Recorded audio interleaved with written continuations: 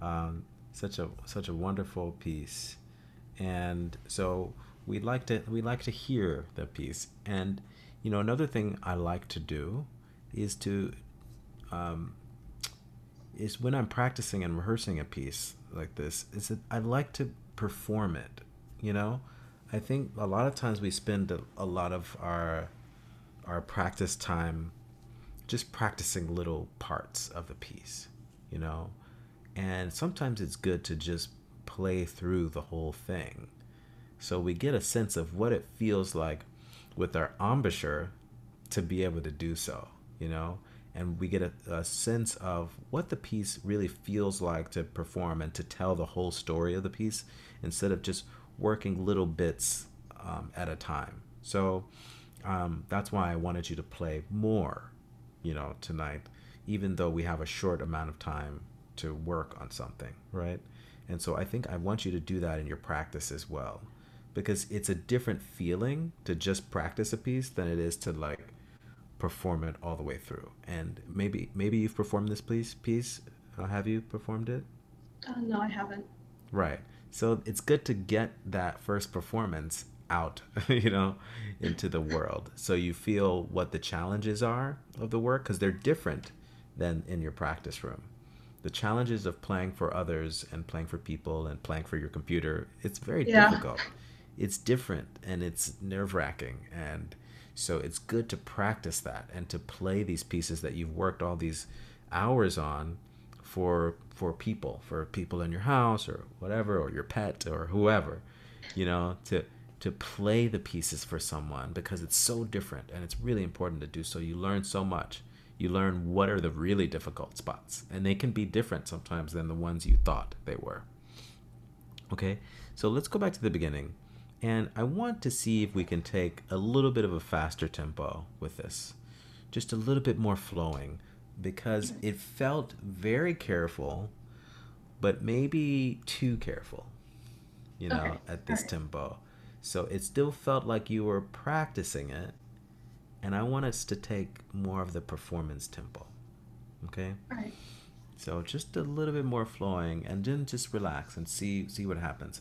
But really, I just wanted to sing a lot more. Right now, I'm hearing a lot of, and this happens with all of us sometimes, is that we hear the clarinet playing, but we don't hear the voice. I don't hear you beneath the clarinet playing. Like, I need to hear your voice underneath the notes. Okay? Okay. So I need you to, for instance, it's also really important to listen to this piece a lot. How many times do you think you've listened to this piece? Uh, 4 to 5. Yes, that was my thought.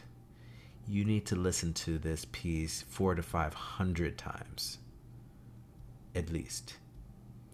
And really, you should listen to it almost every day while you're practicing it, because you will play it so much better if you have a voice already inside of you that knows what it's in your ear and your heart and your mind, that knows what you think it should go like, what you think it should sound like right away. Not you practicing it, but other people that have practiced it many, many more times than you.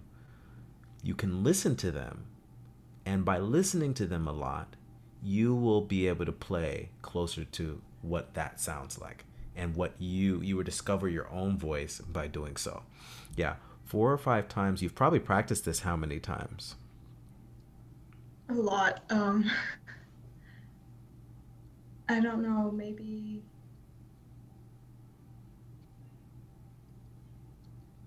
30, 40, Yeah. So like this is a in the entirety. yeah, yeah. So this is a really interesting thing, and I want everyone on this call to remember this. You need to listen 3 times as much as you practice. This is the secret to getting better. It's a little secret. Don't tell anyone. But you really need to listen 3 or 4 or 5 times the amount of times you practice the piece. Because if you do, then you have It's like having a free lesson on the work. So I can talk to you, and this is why I'm doing all this talking, right? We have maybe 5 minutes or so left.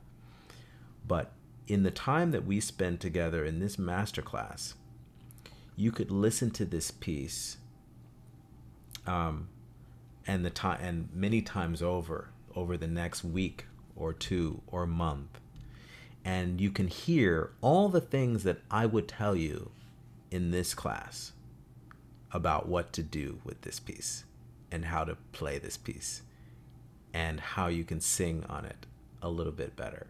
Because there are all these professionals out there, myself included, who have played this piece and practiced it thousands of times to your 30. And we've listened to it hundreds and thousands of times. And then we play it and we put out a recording, or somebody puts out a recording and then they do it. All you have to do, it's like it really is like a cheat sheet for music. The amount of recordings that are out there that you all can like listen to and absorb, it's really amazing. And you can pretend to play along with it. Okay? That's super helpful. So let's go back to the beginning, and I want you to flow a little bit more.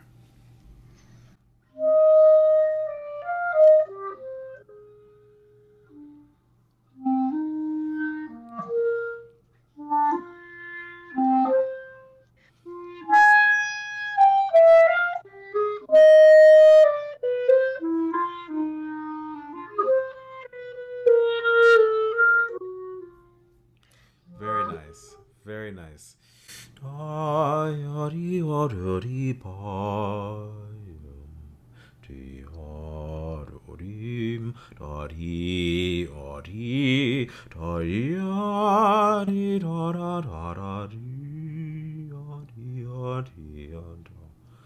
So I want you to play it like that. And when Okay. you listen to recordings, I want you to think about what dynamics people are playing, what timing, what pacing, what type of tone they're using, and then I want you to imitate that.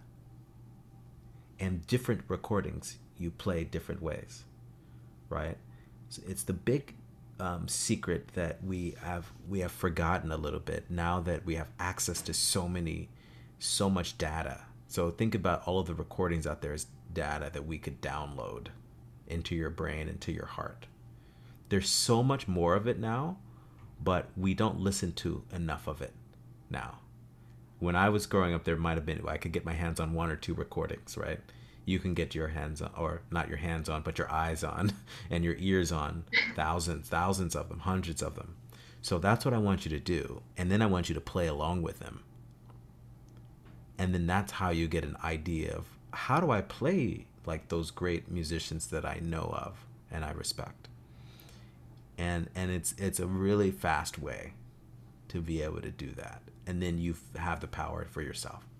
So that was already much more singing and beautiful because it felt like you, right? Instead of waiting for me to tell you what to play like, you can play like that yourself with a little listening and a little effort on your part to really shine and show what you think about the piece, what you feel about it as a musician, and how it reaches you with every note.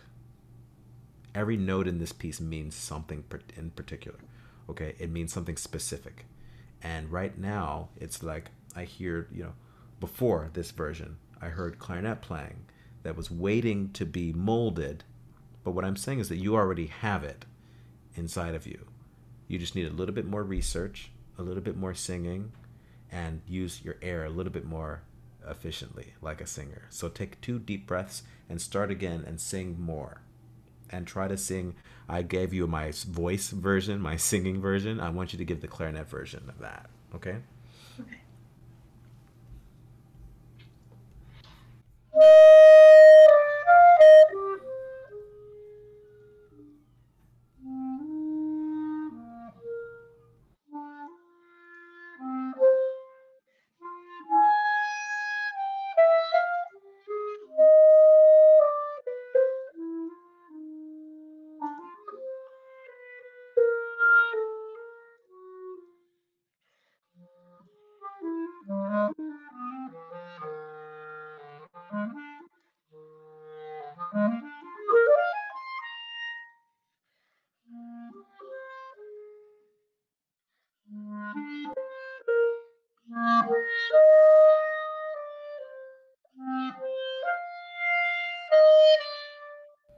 Great. So that ba da da da dee, those are too long. Ba da dee da dee. Wonderful job. We have to move on now. But in places like that, when you're playing it along with the recording, not only can the recording help you with the musical ideas, it can help you with the technique and the rhythm, you see, because you would know if you were playing along to the recording, actually. You would say, oh, I'm holding those notes way too long. Oh, this part I need to work on more. Oh, this part, this would be nice slower, like this person did. Or I can do this really mysterious, like this other person did. And so you can copy and then produce your own beautiful voice when you're playing these pieces. Okay? So, Thank bravo. Thanks.